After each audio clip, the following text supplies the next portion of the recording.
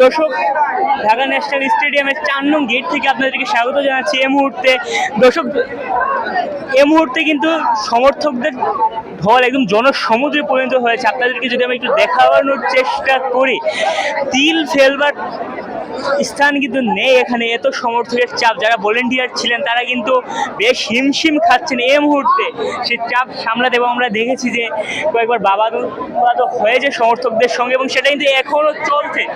আপনাদেরকে একটু দেখানোর চেষ্টা করি দর্শক, যারা ভলেন্টিয়ার ছিলেন তারা কিন্তু বেশ হিমশিম খাচ্ছেন সমর্থকের চাপ সামলাতে। আসলে এতটাই সমর্থক এসেছেন আজকের হংকং ম্যাচকে ঘিরে।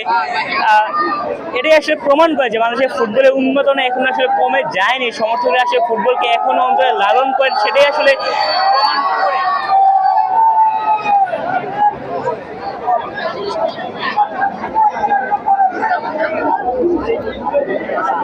এখানে তিনি মাইকে কিছু একটা বলার চেষ্টা করছেন, কিন্তু আসলে এত সমর্থকের কারণে আসলে শোনাই যাচ্ছেন তিনি আসলে কি বলতে চাচ্ছেন বা কি বোঝাতে চাচ্ছেন। আমরা দেখতে পাচ্ছি একজন এলিট ফোর্সের সদস্য এসে সে মাইকটা হাতে তুলে নিলেন এবং কিছু একটা বলবেন হয়তো বা তিনি।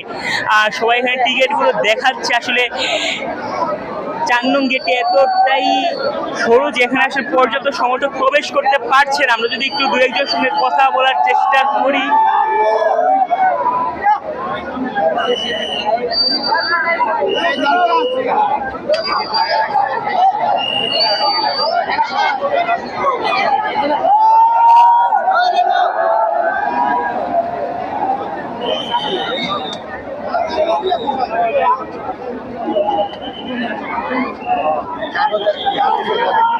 আচ্ছা এখানে মূলত কি ঘটেছে, এই জায়গায় এত ভিড় কেন? এখনো লোকদেরকে ঢুকতে দিতেছে না। খেলা শুরু হয়ে যাবে আর 1 ঘন্টা পর। এখনো হাজার হাজার মানুষ সিরিয়ালে দাঁড়িয়ে আছে। এই কর্তৃপক্ষের কোনো সমস্যা আছে, ত্রুটি আছে। কর্তৃপক্ষের গাফিলতির কারণে আসলে এই জনদুর্ভোগের সৃষ্টি হয়েছে বলে আপনি মনে করছেন? জি, কর্তৃপক্ষের অনেক গাফিলতি আছে, এর জন্যই ঢুকতে পারছে না। কর্তৃপক্ষের সমস্যার কারণেই ওনারা সঠিকভাবে স্বেচ্ছাসেবক নিয়োগ করতে পারে নাই, ম্যানেজমেন্ট। হ্যাঁ, দর্শক, যেমনটা একজন দর্শক জানাচ্ছিলেন যে আসলে কর্তৃপক্ষের গাফিলতি মূলত এই জনদুর্ভোগের কারণ। দর্শক, আমরা যদি আরো দু একজনের সঙ্গে একটু কথা বলার চেষ্টা করি। ভাই, এখানে মূলত কি হয়েছে বলে দেখছেন? এখানে যদিও আর কি টিকিট মানে গেট ক্লোজ হওয়ার টাইম 7টা, তবে এখন পর্যন্ত টাইম আমাদের হাতে বাকি আছে যদিও 40 মিনিট। তারপরে এখন যে পরিমাণ দর্শক বাইরে দাঁড়ানো আছে, মনে হয় না যে বাকি টাইম আছে এই টাইমের ভিতরে আমরা প্রবেশ করতে পারবো। তবে এখানে প্রশাসন ব্যবস্থা এবং টিকিট গেট ঢোকার ব্যবস্থাটা যদিও জটিলতর হয়ে উঠছে। যদি তাদের এটা স্বাভাবিকভাবে ইজি হয়ে যায় তাহলে হয়তো জটিলতার সৃষ্টি হলো কেন? হ্যাঁ, এই জটিলতার সৃষ্টি হলো কেন? এখানে কর্তৃপক্ষের কোনো গাফিলতি আছে নাকি অন্য কোনো কারণ দেখছেন?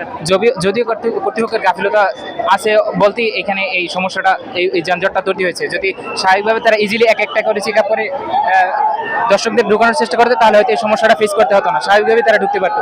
তবে এখানে আমরা প্রশাসনে অবশ্যই দায় দিব। তারা যেমনটা দেখছেন, সমর্থকরা কিন্তু এই মুহূর্তে উত্তেজিত হয়ে গেছে এবং আইন শৃঙ্খলা রক্ষাকারী বাহিনী কিন্তু লাঠি চার্জের চেষ্টা করছে এই মুহূর্তে। দর্শক, আইন শৃঙ্খলা রক্ষাকারী বাহিনী কিন্তু লাঠি চার্জ শুরু করেছে আর সমর্থকদের উপর যাদের টিকিট আছে তাদের উপরে কিন্তু লাঠি চার্জ হচ্ছে এই মুহূর্তে।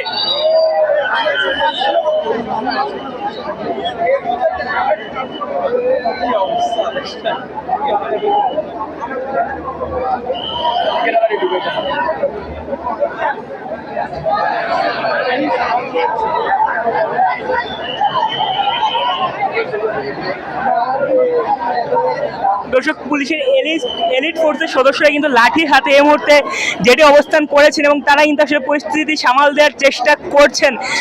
আমরা দেখতে পাচ্ছি মানুষজন আসলে প্রবেশ করতে শুরু করেছে এই মুহূর্তে।